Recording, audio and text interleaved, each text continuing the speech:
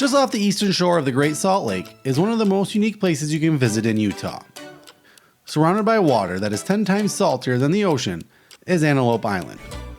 All 42 square miles of this island is a state park, making it the largest state park in the state. You enter the park from Utah 127 in Syracuse. After passing the entrance gate, you head across the nearly 5-mile man-made causeway that takes you across the Great Salt Lake and onto Antelope Island. One of the first places you can stop is at Ladyfinger Campground and Trailhead. This area gives you a good view of the lake and Fremont Island to the north. It has a small hiking trail where you can get out and stretch your legs. You might even see some military planes from Hill Air Force Base, which is about 12 miles northeast of this point. We saw what looked like F-22s heading west over the lake to train out in the flats of northwestern Utah. I wish they were closer so I could get them on film, but the distance and the smoke in the air made them even hard to see with the naked eye. Then just down the road from Ladyfinger Trailhead is Antelope Island State Park Visitor Center.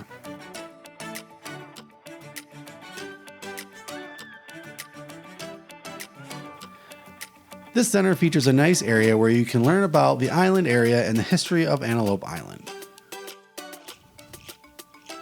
The explorer and future presidential candidate John C. Fremont named this island while exploring Great Salt Lake in 1845. At that time, it had an abundance of fresh water and antelope, hence its name. Also, while you're here, you can learn about Lake Bonneville, which scientists believe greatly shaped Utah into what it is today.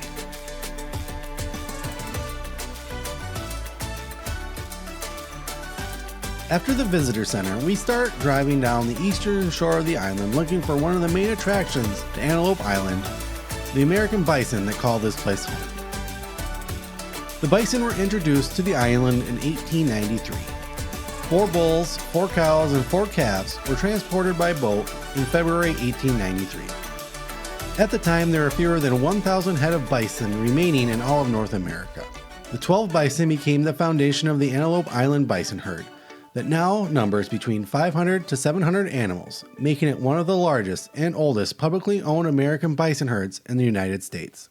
The Antelope Island bison herd has proven to be a valuable genetic pool for bison breeding and conservation purposes. The bison do well because much of the island is covered by dry native grassland. The herd in the island remained in private hands until 1969, when the northern 2,000 acres of the island were purchased by the state of Utah. The southern end of the island was acquired in 1981, granting the entire herd protection status on Antelope Island State Park. In 1986, park rangers saw the need to begin controlling the growing bison population to prevent overgrazing and disease. The first roundup was held in 1987 and has since become an annual event that brings in revenue by the way of the sale of excess bison and tourist dollars brought in by spectators. Every year in late October, all the bison on the island are herded to a central area and sent briefly into pens where they are examined, weighed, and vaccinated, whereupon decisions are made on calling and selecting breeding stock. A majority of the bison are then released within a few days and are again allowed to roam free on the island. The island bison herd fluctuates in size between 550 to 700 and is one of the largest publicly owned bison herds in the nation. The reason for the variability of the size of the herd is that bison produce approximately 150 to 200 calves annually, and since this is prime prairie habitat for bison, with no significant predators, the herd can increase by up to half every year. It has been determined that 700 head is the near maximum preferred carrying capacity for bison on the island, so the excess bison need to be culled. Bison from this island are often sent to other herd locations around North America due to their genetic isolation, some unique genetic markers contained in the population, and because of their disease-free condition. Some bison are also purchased at the pen site in a yearly public auction and are taken as meat or breeding stock for commercial farms in other parts of the world. It was pretty cool to watch these bison from afar and definitely made the trip. The whole park is worth exploring and I would recommend it to anyone thinking about heading here. I hope you all enjoyed this video. If you want to make more videos like these possible, just hit that like and subscribe button, but only if you think I've earned it.